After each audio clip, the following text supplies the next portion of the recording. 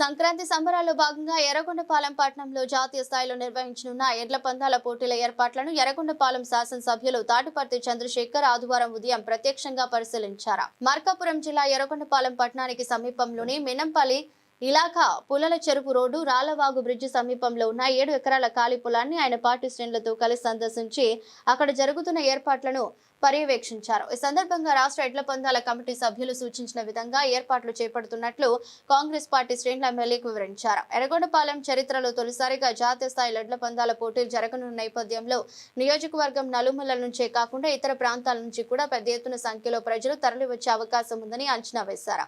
ఈ నేపథ్యంలో ప్రేక్షకులకు అవసరమైన సౌకర్యాలతో పాటు కట్టుదిట్టమైన భద్రతా ఏర్పాట్లు చేపట్టారు.